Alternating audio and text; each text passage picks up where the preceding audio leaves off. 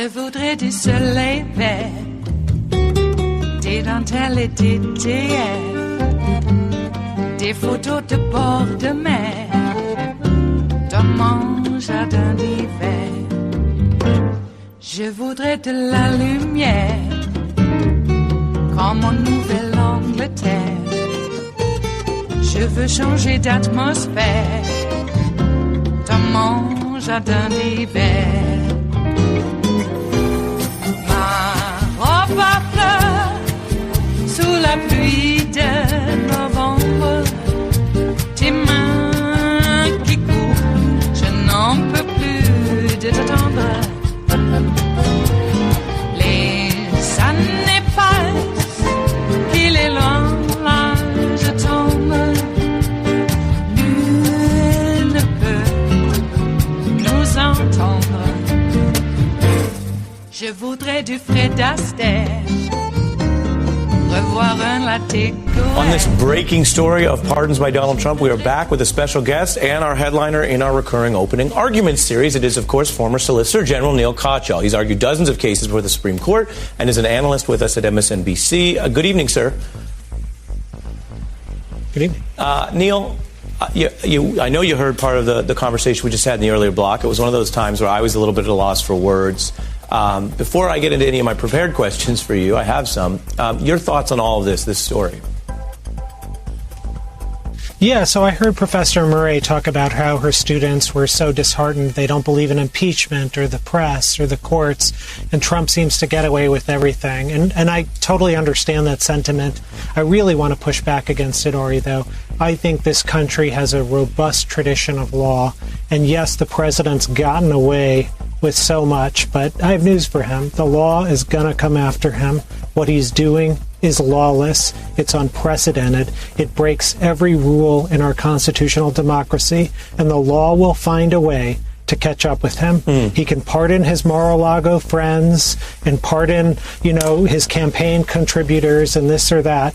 But one way or another, our system is robust enough between the press and the courts to bring him and his ilk to justice, and it's going to happen. And I really don't want people, I get what Professor Murray is saying, but I really want people to understand that there is still a lot out there and a lot of work to be done, but we shouldn't give up because, the American experiment at its base is all about a system of laws. We're a government of laws, not of men, to use the phrase from the Massachusetts Constitution of 1780. Well, it's striking to hear you say that, and that was the conversation that was pouring over in the earlier part of the show. More than one view about what this means, and what does it mean to say the president can technically do something, and then the larger question of whether it, especially in concert with another pattern, is a potential abuse of power in and of itself. What message does it send? What other meddling is going on, and how will that all be investigated by the co-equal branch, whether or not the impeachment trial is over? Mr. Barr, as we've reported, will be headed to face Congress under oath. He clearly was moved to some degree by the public criticism of experts and DOJ veterans like yourself. And in a time when we often focus on the Washington part of the story, I want to play a reaction from a Republican in Illinois, where, of course, Mr. Blagojevich was governor until he was impeached, removed, and convicted, to this pardon today. Take a listen. I saw a governor who was rogue on steroids. He was a person that didn't care about the state of Illinois, cared about his own ambition. It's just because of the celebrity of Rob Blagojevich in which he's getting this type of relief, and I think it's wrong, and it sends a bad message to people in this country that, you don't exactly have to pay your debt to society. That is one of the Republican leaders of the Illinois House, Jim Durkin. Credit to him for speaking his mind here against the president. Your reaction? Exactly. That's the kind of beautiful sentiment that I think Americans across the country have. It's just a simple idea, Ori, that justice is blind. I mean, literally, Lady Justice is a blindfolded individual in the statutes, and you shouldn't get out of jail because you're the president's friend, or you met him at the country club, or you gave him a campaign contribution. And conversely, you shouldn't put people in jail and throw the book at them, as the president's tried to do, simply, or call for prosecution simply because they may have different politics than you. He's supposed to be the president of the entire country. And so I want to commend that Republican and, millions of others like him, because this is now a war for the heart and soul of what America is about. Do we believe we're a system of laws, or do we believe that this president can just do what he wants because he happens to be good for the stock market or whatever? It is Wednesday, the 19th of February of 2020, and you are in West Coast Cookbook and Speakeasy. I am your chef de cuisine, Justice Putnam, and our daily special is Smothered Benedict Wednesdays. Will no one rid us of this meddlesome Attorney General? Oh, my. Bill Barr threatened to quit his position if Trump doesn't stop tweeting. Now, my first idea was that we got to keep Trump tweeting. And then I realized Barr is lying. He's lying. He's not going to quit. He's giving himself an excuse. All right? He's buying himself time. He's getting out ahead of the Mueller report. Remember when he did that? Before the Mueller report was actually released, he had 4 days to spin it. To the point that we believe, I say we generally, we believe that the Mueller report was all lies. That he was animated by abject hate of Donald Trump, and everything that was evidence there that showed anything untoward towards Donald Trump is a lie. It's fake. It's been fixed. And every single one of those people who were investigated will be set free. And every single one of those who did the investigating will be put in jail. And we're supposed to pretend it's normal. Well, I got to tell you, I really don't think America as a whole is that stupid. You got the toxic third, which will always be there and always has been, and they're on Trump's side. We will not be changing their hearts and minds. But they're working hard, aren't they? In fact, some of the people on our side are working hard to kind of mess us up, too. I'm looking at you, Bloomy. Do you know that people polled right now actually think that Obama supports Bloomberg because of Bloomberg's ad? That's what money and saturation will do for you. Yeah, how many people noticed that was that rally or meeting that Obama, said that Bloomberg has been working hard? It was about gun control, indeed. But it was in 2013. All right, it's not 2020 that clip was lifted from. 2013. One thing I noticed about that Bloomberg ad is all the people behind Trump, black kids mostly, when Bloomberg is being introduced and feted, boy, they don't look very happy, because I think they were all in New York and they had to live with Bloomberg as mayor of New York, stop and frisk. God. So what Obama was trying to do, now remember, this is Bloomberg as a Republican. All right? All of Obama's tenure was to reach across the aisle and treat the other side as true Americans, because that's what they are. Because we're true Americans, we have to find some way to work with our fellow Americans. But those fellow Americans never thought, never believed, never accepted that we are true Americans. We are not to be trusted. Vlad is to be trusted more than Schumer. The KGB is to be trusted more than the FBI. The FSB is to be trusted more than the CIA. I know those are a little mixed up in the comparisons, but bear with me. In essence, if it's Democratic, it's not American. It is the other. They're trying to take things from you. When they talk about equal rights, they are taking something from you. When they talk about everybody getting to vote, they're taking things from you. That's what that's the grievance. That's what I get. I got into somewhat of a spirited argument, somewhat spirited, about cap and trade here in Oregon. You know, there's a bunch of people who go, I'm all for clean air and clean water, but I don't like having people tax me for it. Well, stop whining about paying taxes, all right? You know, it goes along with the whole anti-government fervor that is quite pronounced here in this region. Any government that has Democratic members in it, let's put it that way. If it was totally Republican, they would have no problem. But this cap and trade issue is really getting people mad. I mean, come on. Taxes are used to modify social behavior. That's why some taxes are called sin taxes. Now, the libertarian LaRouche Paul types will argue, oh, well, you know, yeah, those sin taxes, then they want people to commit the sin so they can collect more money. That is an issue. I know that can happen. But if you want people to stop smoking, you tax the cigarettes. And then people will say, oh, well, then they want to sell more cigarettes. They get more taxes so that they can have those secession programs and yada, yada, yada. I'm not all for advocating big corporations buying their way out of polluting. They can pollute, but they'll just pay a fee, or as someone calls it, a tax. How about calling it a fee? Maybe that would work. I doubt it. Essentially what it is that it goes, once again, along that whole meme of anti-government.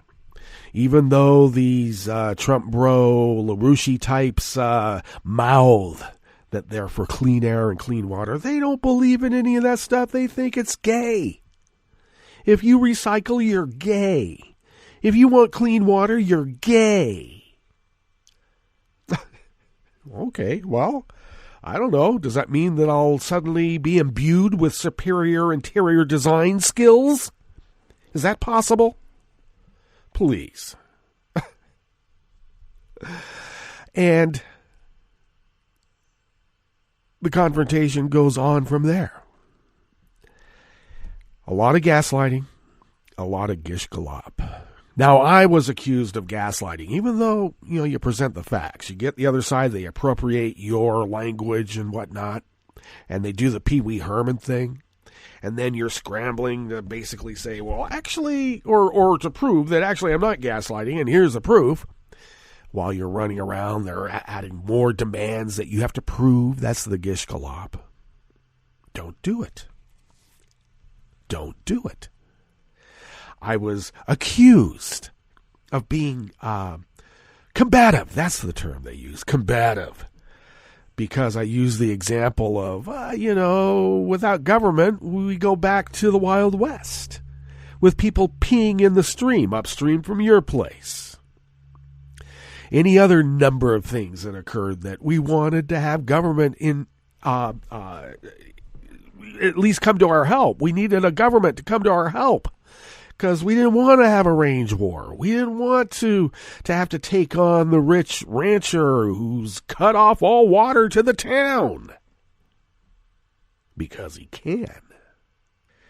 Now, that was considered combative. I was just bringing up facts of the Wild West. You know, we'd have these wildcat gold miners out in the rivers, the tributaries. And they'd blast the riverbanks and the canyons of the rivers, and then use high-pressure hoses to wash all this debris off the hillsides to try to get a few nuggets of gold, and in the process pushing arsenic and mercury and any other number of chemicals or whatnot downstream hundreds of miles down the river. And apparently we're supposed to say that's okay. People had to use governmental powers to represent them against these scofflaws. And then I have to have an argument with dimwits who don't believe in government. They don't believe in representative government. Anybody voted as a self-appointed leader. That these self-appointed leaders are there to brainwash us against self-governing. What the hell is voting someone in there as a representative? It's called self-government. I blame the lack of humanities in the schools. At least as a start. What's on the rest of the menu here in the Bistro Cafe of West Coast Cookbook and Speakeasy? Well, at the top, we just had to reiterate Trump has gotten away with so much. The law is going to come after him, and America's courts will bring him to justice. Now, I'm a big fan of Neil Katyal. I hope he's right. I fear, though, that the courts have been packed with Federalist Society judges, top to bottom, to the point where, I don't know, will Trump be held to account? I think they're going to incarcerate Obama before they ever question Trump about any of his transgressions. And even then, they may not question him. On the rest of the menu, a North Carolina appeals court blocked the state's voter ID law as racially discriminatory. Well, that's some good news. ICE issued subpoenas to an Oregon county over 2 Mexican national inmates in a test of the state's 1987 sanctuary law. And the Trump administration has waived important regulatory contracting laws to speed up construction of Trump's vanity wall. After the break, we move to the chef's table, where a Turkish businessman and philanthropist has been rearrested only hours after being acquitted over his alleged role in the landmark protests of 2013. And the U.S. arrested a Mexican citizen in Miami for working on behalf of Russian intelligence. All that and more on West Coast Cookbook and Speakeasy. Bon appetit.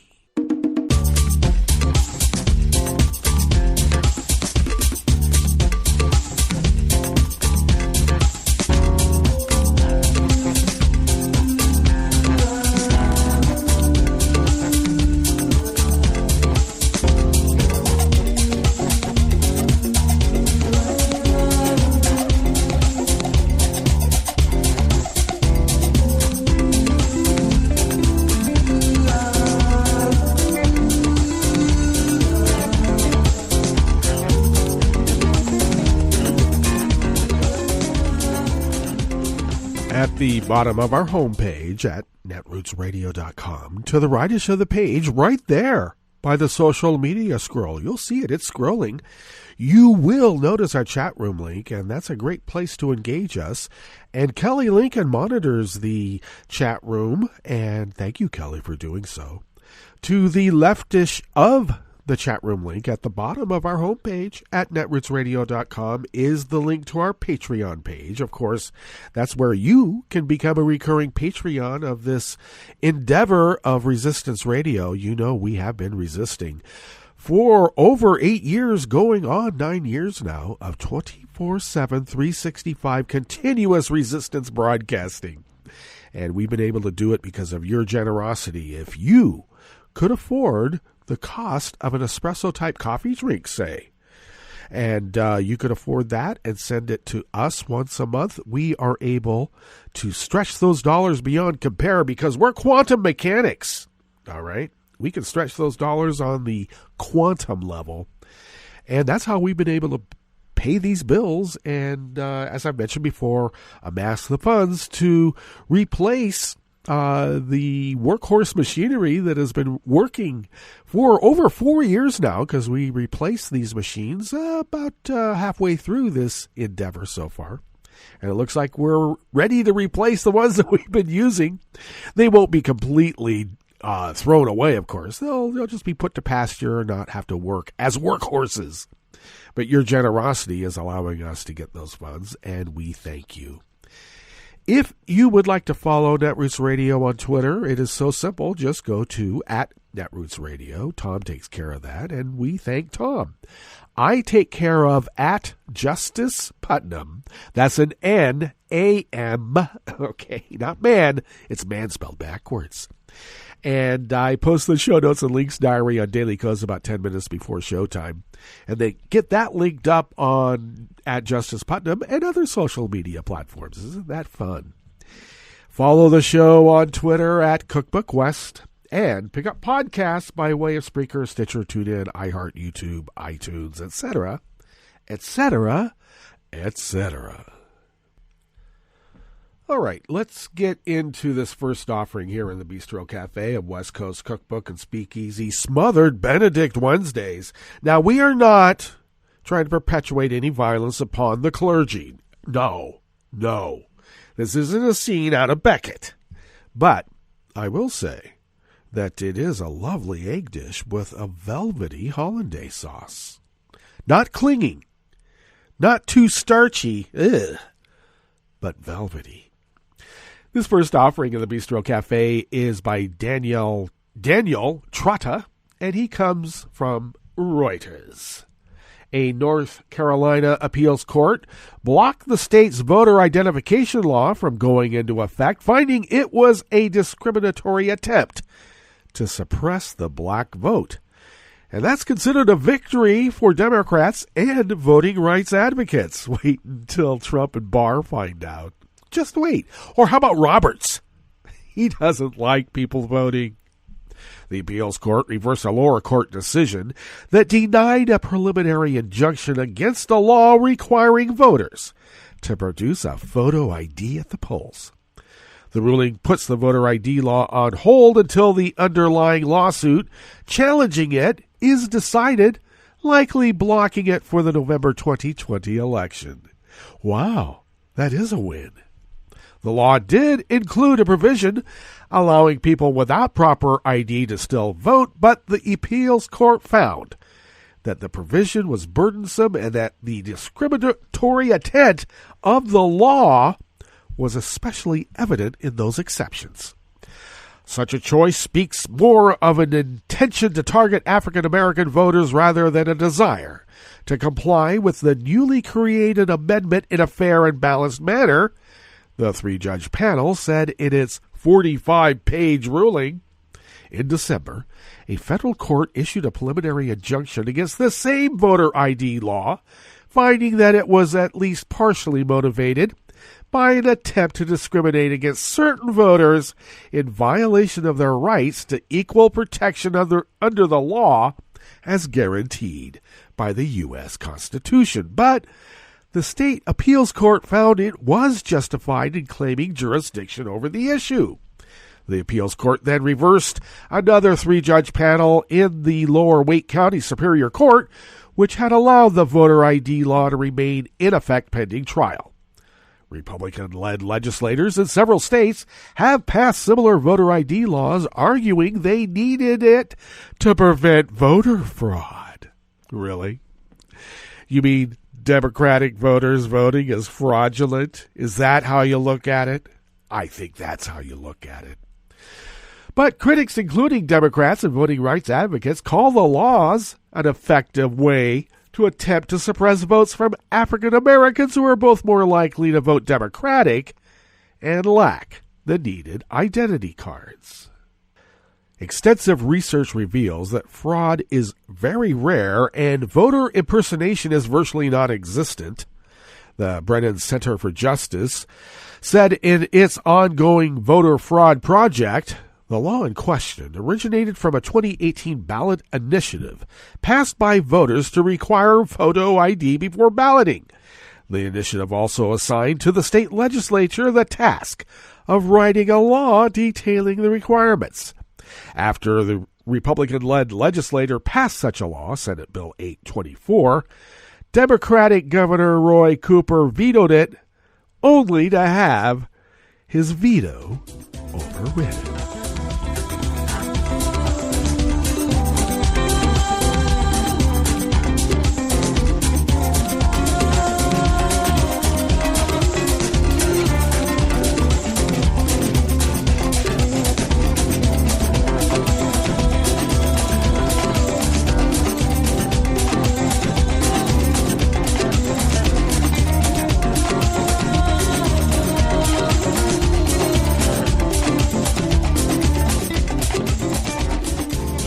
Flackus of the Associated Press brings us this next offering here in the Bistro Cafe of West Coast Cookbook and Speakeasy, Smothered Benedict Wednesdays.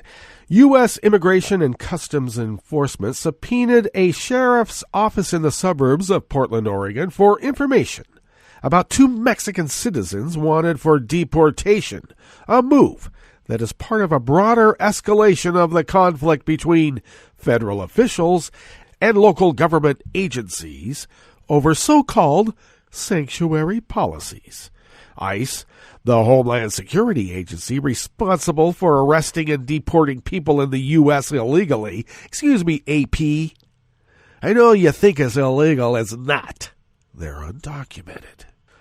Well, that subpoena was served in the Washington County Sheriff's Office in Hillsboro, Oregon, with the subpoenas in an attempt to get more information about 2 men, including one who has already been released from custody. Oh, my. You mean he served his time and they let him go? How dare they? Sheriff's Office spokeswoman and Deputy Shannon Wild told the Oregonian their office is going to comply with the subpoena because it's valid and was served properly. That's exactly what they were hoping for.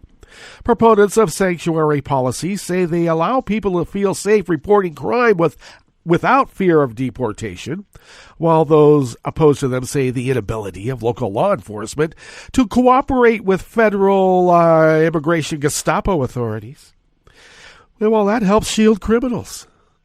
Because anybody here, basically, picking your vegetables, working in your slaughterhouses, mowing your lawn, they don't have the right papers. They're criminals now, aren't they? Working for a minimum wage job in many instances, paying taxes and getting nothing in return for it, except a one-way ticket out of here. A U.S. judge ruled in August that the Trump administration cannot withhold millions of dollars in law enforcement grants from Oregon to force the state to cooperate with U.S. immigration enforcement. Since January, ICE has issued similar immigration subpoenas in California, Colorado, Connecticut, and New York. Yesterday, Tuesday's subpoenas were the first issued in Oregon. The action means the agency could ask a federal judge to order Washington County to comply and hold it in contempt of court if it doesn't. Well, I would do what Trump does. Ignore it. Just ignore it. Thumb your nose at him and say, this is the way we're doing things, F you. I doubt very much it'll work. The subpoenas relate to 2 separate cases, both involving Mexican nationals. The first person, a 39-year-old man, was sentenced to more than 6 years in an Oregon prison for sexual abuse. He was transferred to the Washington County Jail last month, and ICE filed an immigration detainer asking the jail to hold him. Hillsboro, Oregon, the Washington County seat, is about 20 miles west of Portland, Oregon.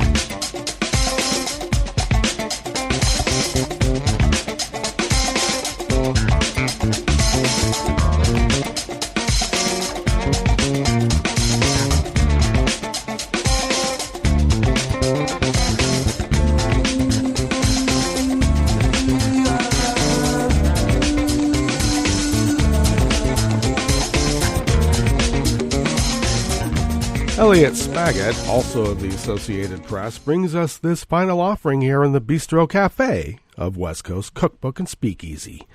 The Trump administration said yesterday, Tuesday, that it is waiving federal contracting laws to speed construction of a wall at the U.S.-Mexico border, moving Trump closer to fulfilling a signature campaign promise in an election year, but sparking criticism about potential for fraud, waste, and abuse. Well, it sounds like a twofer to me.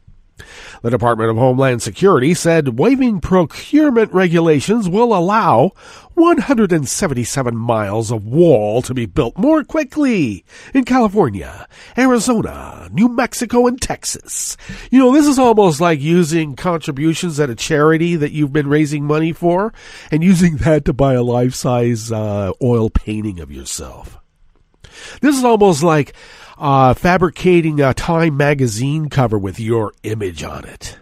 This wall is stupid and everybody knows it. Why are we spending so much money on a boondoggle? Because that money's going into somebody's pocket.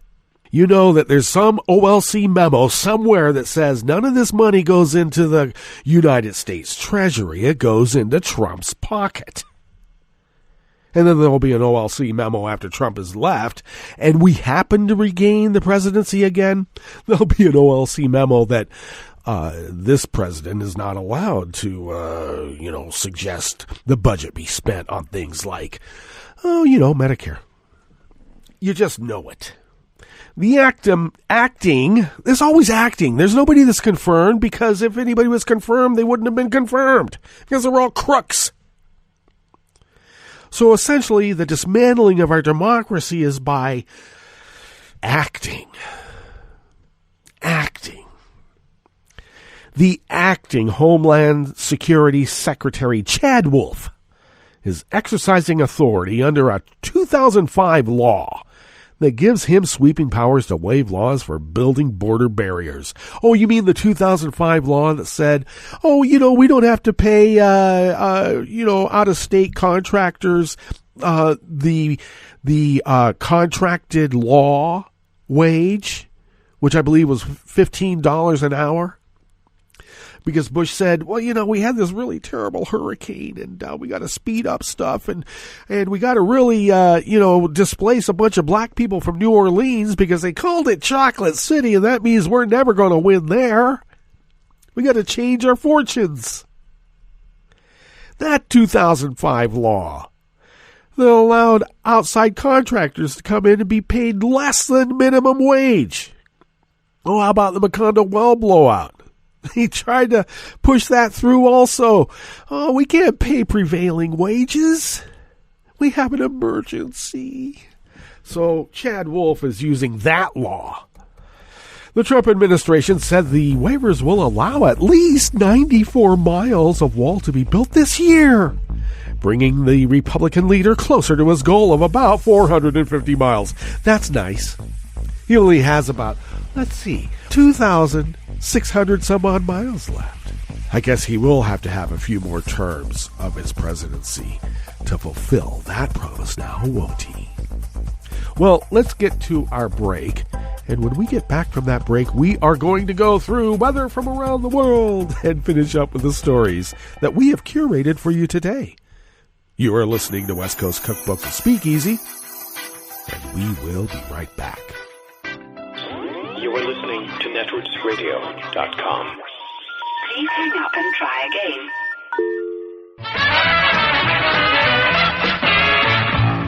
From a point at sea to the circles of your mind, a new force is at work for planetary transformation. New radio for a new Earth.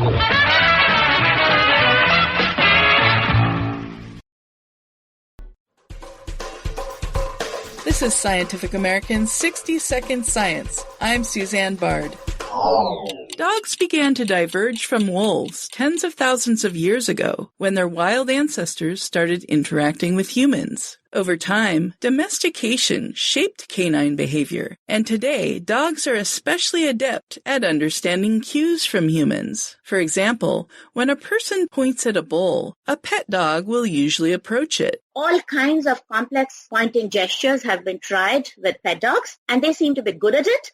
Behavioral biologist Anandita Badru of the Indian Institute of Science Education and Research. Wolves are a different story, however. When same experiments are done with semi-captive wolves, wolves seem to be quite bad at it. So there's this big open question of how did dogs become dogs? Badru is interested in whether dogs require training to understand cues like pointing, or if the behavior is innate. Most studies have focused on pet dogs in developed countries, but Badru thinks it's a mistake to overlook how stray dogs respond to human cues. In India, we have a huge population of stray dogs. They are not controlled by humans and they live on the streets for generations. So we felt that the free-ranging dogs are a very nice system which could give us inputs about what dogs could have been like before they came into our homes, before we made them parts of our families. For the study, the researchers approached stray dogs on the streets of several Indian cities. One experimenter presented the dogs with a piece of raw chicken in a plastic bowl. About half of the time, the dogs ran away scared, but the friendlier dogs that stuck around were tested for their ability to respond to pointing. And the idea was to test the innate ability of dogs to understand simple gestures like pointing cues when they have no training whatsoever. Once a dog proved interested, the first experimenter put chicken in one of 2 bowls and covered both bowls.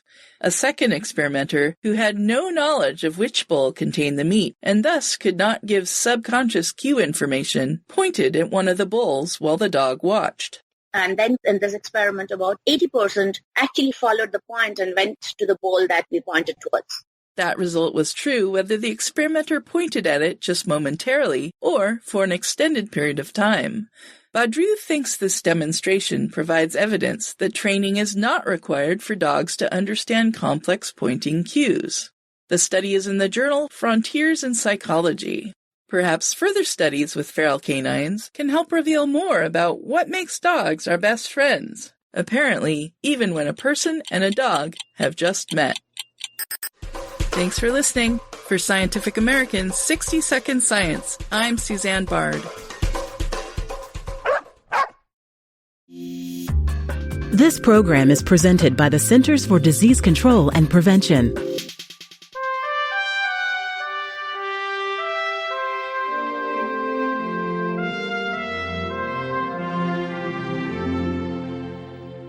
Welcome to A Cup of Health with CDC, a weekly feature of the MMWR, the Morbidity and Mortality Weekly Report. I'm your host, Dr. Kathleen Dooling. Occasional aches and pains are an expected part of life, but for many people, pain is a constant companion. Dr. Chad Helmick is with CDC's National Center for Chronic Disease Prevention and Health Promotion. He's joining us today to discuss ways to manage chronic pain. Welcome to the show, Chad. Thank you. Chad, how many people in the U.S. suffer from chronic pain? In 2016, 50 million adults had chronic pain, which is pain on most or every day in the past 6 months. More interesting, though, is that 20 million people have high-impact chronic pain, which is chronic pain that also limits their work or life activities on most or every day in the past 6 months. This is a problem because chronic pain is associated not only with symptoms, but with anxiety and depression, reduced quality of life, and the risk of opioid problems. What are the most common causes of chronic pain? The most common causes generally relate to bones and joints, like low back pain and arthritis, but there are many other causes: headaches, sickle cell disease, fibromyalgia, surgery and injuries, and many, many others. Is chronic pain more common in any particular group of people? Yes, it occurs at all ages, but it's more common in older middle-aged adults and in the oldest 85 and older. It's also more common in women, poor people, and those who live in rural areas. How is chronic pain treated? Well, the first thing to do is to get a diagnosis, which can help guide treatment. But the thinking about chronic pain now is that it becomes a chronic disease by itself, regardless of the cause, and that can cause significant problems. The real goal in management is to have a manageable level of pain, not to get rid of all pain. There's several steps that can be taken, and these are sometimes difficult to do because of barriers to access. But it makes sense to do the simplest and safest things first. And these are non-drug steps. Things like physical activity. Walking is perfectly good to help reduce pain. Also, self-management education can give you some confidence in managing chronic pain when you're on your own. There's also physical therapy, occupational therapy, psychological therapy, better sleep, which usually means less alcohol, and seeing a chiropractor or getting biofeedback and massage. If that's not enough, non-opioid drugs like Tylenol or Motrin and Advil or naproxen or Aleve can help. If those don't work, then it's time to consider something stronger. Sometimes that's opioids, but there's not great evidence that opioids are good for long-term pain in most people. Do you have any advice for people suffering from chronic pain? Well, it's important to work with a variety of providers who are working together to help you. The goal, again, is manageable pain so you can live a productive life. This can include physical therapy, most people can walk, to treat any underlying depression or anxiety, and to avoid further injuries. Finally, the National Pain Strategy is laying out a strategic roadmap to improve pain management system in this country. Where can listeners get more information about managing chronic pain? Listeners can go to the NIH website, nih.gov, and type in National Pain Strategy.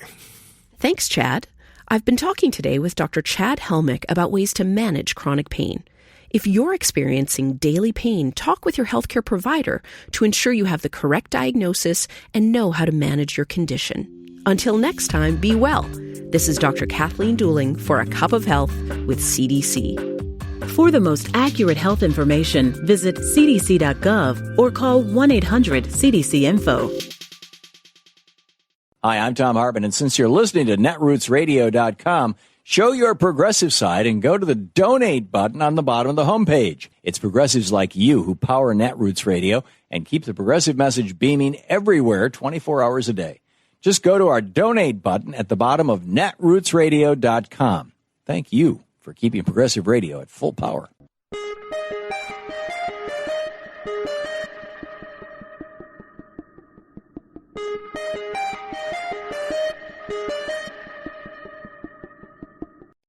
I'm Rick Smith, and this is Labor History in 2. On this day in labor history, the year was 1997. And if you had theater tickets that evening to see Beauty and the Beast in Seattle, the show did not go on as planned. Musicians at the Fifth Avenue Theater, members of Local 76-493, had been on strike for a week.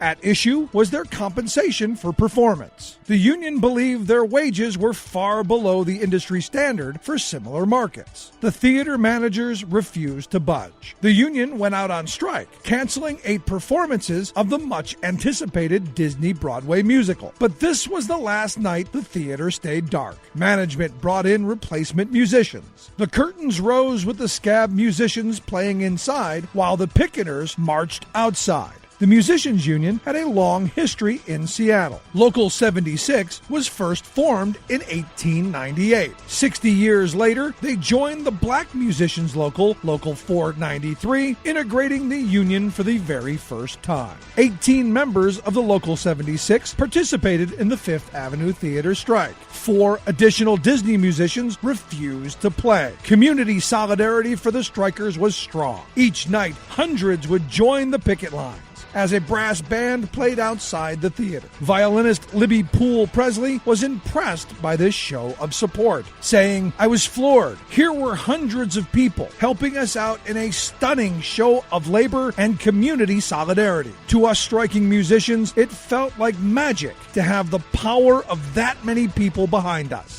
The magic of solidarity helped the musicians win a contract victory and end their strike. Labor History in 2 brought to you by the Illinois Labor History Society and The Rick Smith Show. For more information, go to laborhistoryin2.com, like us on Facebook, and follow us on the Twitters at Labor History in 2. I read the news today, oh boy. It's time for Nicole Sandler's What's News from NicoleSandler.com and the Progressive Voices Network. Donald Trump on Tuesday took another giant leap forward in his move toward complete autocratic rule by granting clemency to 11 convicted criminals. Instead of following Department of Justice guidelines and procedures for granting pardons, Trump relied on friends, donors, and Fox so-called news. According to the White House, supporters of a pardon for disgraced former New York City Police Commissioner Bernard Kerik, convicted of tax fraud and lying to officials, who appeared on Fox as recently as Monday night, included Fox's Judge Andrew Napolitano and Geraldo Rivera and Newsmax chief Christopher Ruddy. The junk bond king of the 80s, Michael Milken's pardon, was supported by Fox chairman Rupert Murdoch and personality Maria Bartiromo. Rick Santorum supported clemency for Paul Pogue, who pleaded guilty to tax fraud. And the wife of former Illinois Governor Rod Blagojevich, who was convicted of trying to sell the U.S. Senate seat vacated by Barack Obama when he was elected president, is a Fox regular who has been lobbying for his pardon for years. CNN has more. I watched his wife on television. I don't know him very well. Trump came close to commuting Blagojevich's sentence last summer before being talked out of it by Illinois Republicans who warned him about the blowback he'd face for intervening in what many saw as the pay-to-play scheme he campaigned against. The president also pardoned former New York City Police Commissioner Bernie Kerik, who was found guilty of 8 felonies, including tax fraud and lying to White House officials. Yes, I just pardoned Bernie Kerik, a man who's had many recommendations from a lot of good people. The president has also watched Kerik on Fox News, where he appeared last night. Kerik was also heavily involved in the case of Eddie Gallagher, the Navy SEAL accused of war crimes whom Trump also recently cleared. Trump didn't stop there. He also pardoned the former owner of the San Francisco 49ers, Eddie DeBartolo, who was found guilty of attempting to conceal an extortion attempt, and Michael Milken, the 1980s investment banker known as the junk bonds king, who was sought to wipe clean his securities fraud conviction for decades. Despite all of that, the president wouldn't say if he's considering leniency for his longtime friend Roger Stone, who is set to be sentenced in just 2 days. I haven't given it any thought. Sources say that's not true, and that Trump has weighed pardoning Stone in recent weeks as Stone's allies have lobbied the president to do so. Others among the 11 pardoned include former CEO Ariel Friedler, who in 2014 admitted to conspiring to hack into his competitors' computer systems, David Savafian, who was convicted in connection with the Abramoff corruption scandal and of perjury, and Angela Stanton, a Trump-supporting television personality. He also commuted sentences for 3 others, Tyneese Nicole Hall and Crystal Munoz, both convicted on drug charges, and Judith Negron, who was found guilty of Medicare fraud. Regarding his actions, Trump actually told the press, I'm actually, I guess, the chief law enforcement officer of the country. No, you're not. That would be the Attorney General, who's got his own problems to deal with. The Washington Post now reporting that Attorney General William Barr has told people close to Donald Trump, both inside and outside the White House, that he is considering quitting over Trump's tweets about Justice Department investigations, this according to 3 administration officials. The response, though, has been, in a word, skeptical. Harvard law professor Lawrence Tribe tweeted, quote, color me cynical, but I think all this BS about Barr considering resigning is 99% head fake and 1% wishful thinking. Former U.S. Attorney Joyce Vance tweeted about the story simply, oh, please. Moving right along, it's 2020. Thanks to the DNC's completely rewriting the rules to qualify for their debates in order to favor Michael Bloomberg, the former New York City mayor will be on the stage for Wednesday night's debate in Nevada. Since Bloomberg is funding his own campaign, the DNC removed the donor requirements. Interesting factoid, though, the other billionaire in the race, Tom Steyer, did not qualify and therefore will not be on the debate stage in Nevada. So then there were 6: Biden, Bloomberg, Buttigieg, Klobuchar, Sanders, and Warren. The same new polls that allow for Bloomberg to be on the stage are showing Bernie Sanders solidly in the lead in national polling. A new NBC Wall Street Journal poll has the senator from Vermont opening up a double-digit national lead, showing Sanders at 27%, Biden down 11 at 15, followed by Bloomberg and Warren at 14, Buttigieg 13, and Klobuchar at 7. And an even newer Washington Post ABC poll concurs, giving Sanders 32% to Biden's 16%, Bloomberg's 14%, Warren 12%, Buttigieg and Klobuchar at 8% and 7%, respectively.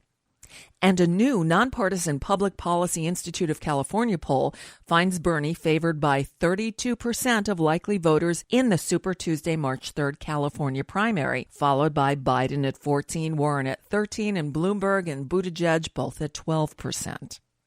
Now, as regular listeners of What's News and the Nicole Sandler Show know, I have endorsed Bernie Sanders in the primary. However, at Tuesday night's CNN Town Hall, Bernie said he won't be releasing any more health records. This last September, you said that you would release your medical records before the primaries. You haven't done that. You have released 3 letters from doctors, 2 of them cardiologists, 1 is your physician.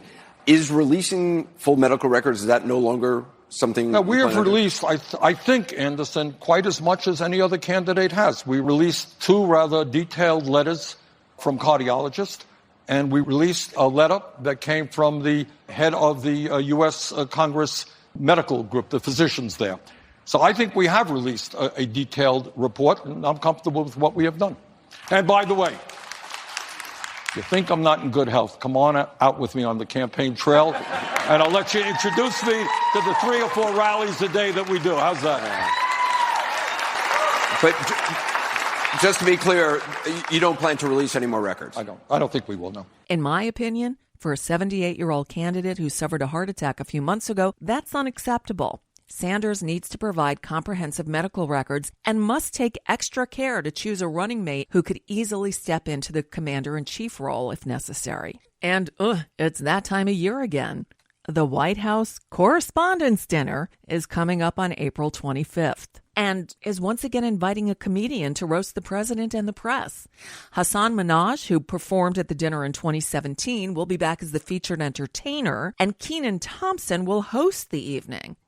White House Correspondents Association President Jonathan Karl pointed out that Trump has been snubbing this bipartisan tradition in D.C., saying, quote, "Every president since Calvin Coolidge has attended the dinner. I have no idea whether President Trump intends to come this year. I have an idea. He won't be there." I got good news. And that's just a bit of what's news for now. I'm Nicole Sandler. If you appreciate these reports and the Nicole Sandler Show, I hope you'll consider making a contribution. My work is 100% listener supported, and I can't do it without your help.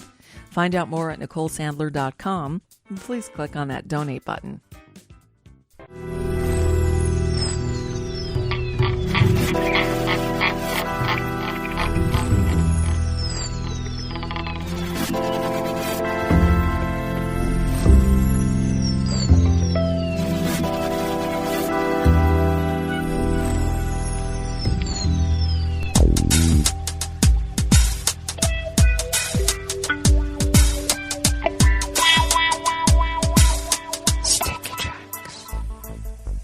Thank you for accompanying us here to the Chef's Table at West Coast Cookbook and Speakeasy.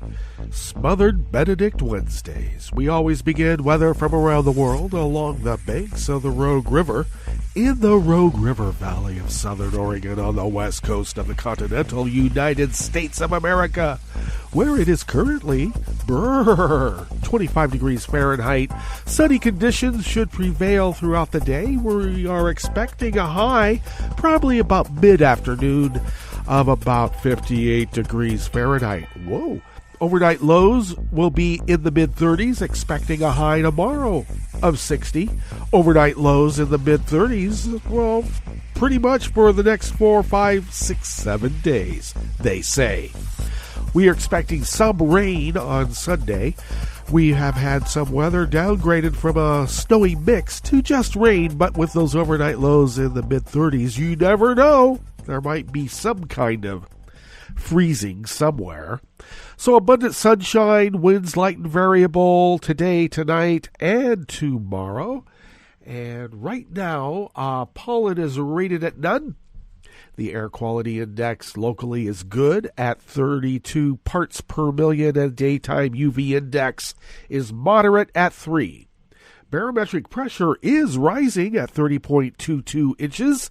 Visibility is up to 9 miles, and relative humidity is at 70%. Weather from around the world is brought to you by people's personal weather stations that they purchased. These people planted these purchased personal weather stations somewhere on their property, and these people positively live around the world. As I've mentioned before, they have their P-tapes. I have mine. London is 46 degrees with a rain shower. Paris is 49 with rain showers. Rome is 56 degrees and they have rain showers. Kyiv is 44 degrees and fair. Kabul is 38 degrees and fair. Hong Kong is 61 and clear. Tokyo is 46 degrees and partly cloudy. Sydney, Australia is 68 degrees and clear. San Francisco, California is 44 degrees and partly cloudy. And New York is a brisk 44 degrees Fahrenheit and sunny. And that is weather from around the world, brought to you by people's personal weather stations that they purchased. These people planted these purchased personal weather stations somewhere on their property, and these people positively live around the world.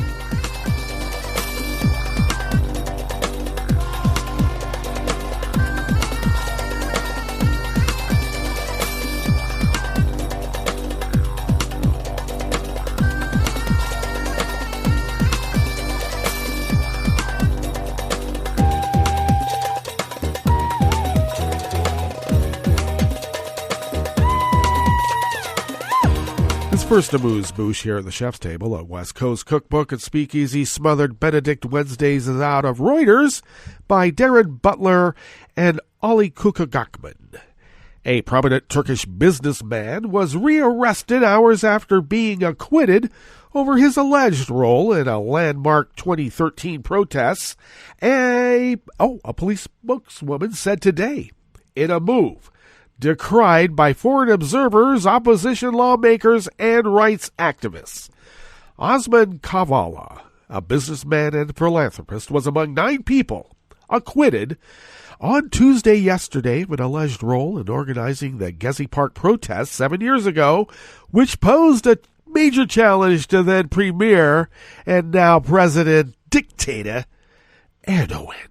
Their acquittal was a surprise for many observers of the case that had drawn criticism from Western allies and rights groups and had been seen as a test of Turkey's justice system.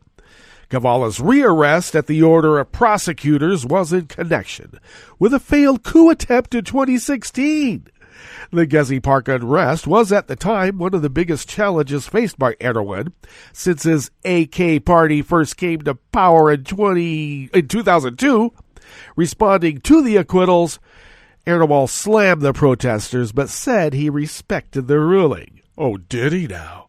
So you just had him rearrested on some other trumped-up charges?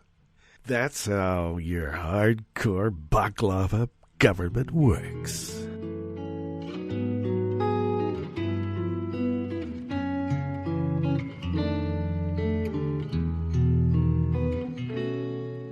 Je te donne c'est mon amour pour la vie entière. La promesse de me trouver à tes genoux. Aussitôt que tu m'appelles, rester toujours fidèle. C'est tout, c'est tout. Je te donne tous mes printemps, mes étés de mer. Mes automnes, quand les feuilles tombent partout. Si ce n'est pas une bonne affaire, je te donne tous mes hivers, c'est tout. This final amuse-bouche here at the chef's table at West Coast Cookbook and Speakeasy is by anonymous worker bees. And why wouldn't they be anonymous? We're going to be speaking about Russian intelligence. I believe it's a survival technique and appropriate one as well. And these anonymous worker bees are out of Reuters. U.S. authorities in Miami arrested a Mexican citizen who had been recruited by a Russian government official to locate and obtain the license plate number of a car of a U.S. government source. The Justice Department said on yesterday, and I'm going to tell you, I'm going to put a cease and desist letter to the DOJ. I've been cyber squatting on the Justice Department since before 9/11. Let's be clear. I'm owed a lot of money if I want to collect. Hector Alejandro Cabrero Fuentes, a resident of Singapore, was arrested on Sunday after he arrived at Miami International Airport with his wife to take a flight to Mexico City. A Russian government official had recruited Fuentes last year, and a meeting in Russia earlier this month provided him with a physical description of a U.S. government source's car, and he was instructed to locate the car, obtain its license plate number, then give it to his handler. The Justice Department did not give details about the source. I don't think it's Carter Page. Well, that brings us to the end of our broadcast period for the day. But you do know Netroots Radio is going to broadcast on, and we will meet up tomorrow for Metro Shrimp and Grits Thursdays. Don't diss the grits. So do stay tuned to Netroots Radio all day and all night for all the breaking news as it breaks. And we'll meet up here tomorrow, right here in West Coast Cookbook and Speakeasy. Bon appetit.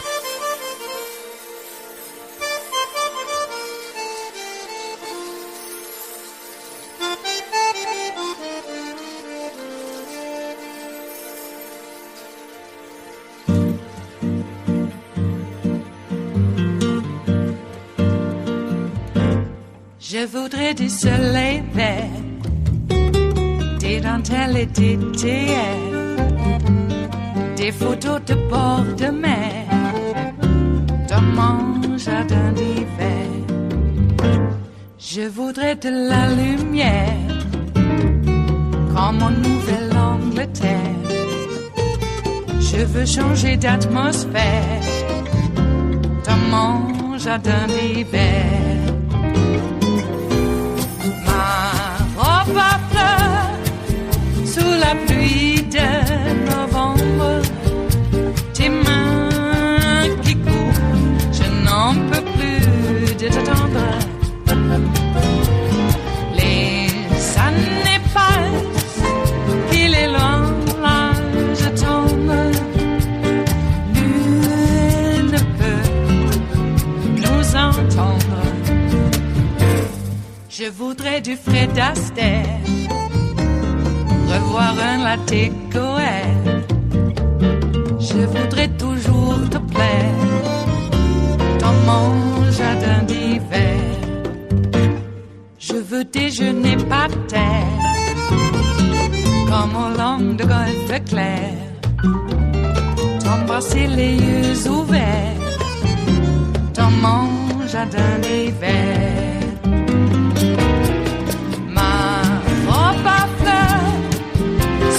Pluie de novembre, tes mains qui courent, je n'en peux plus de t'attendre. Les années passent, il est loin, là je tombe. Nul ne peut nous entendre. Ba-da-da-dum-di-da-dum. Ba-da-da-dum-di-da-dum. Ba-da-da-dum-di-da-dum. Dans mon jardin d'hiver. Ba-da-da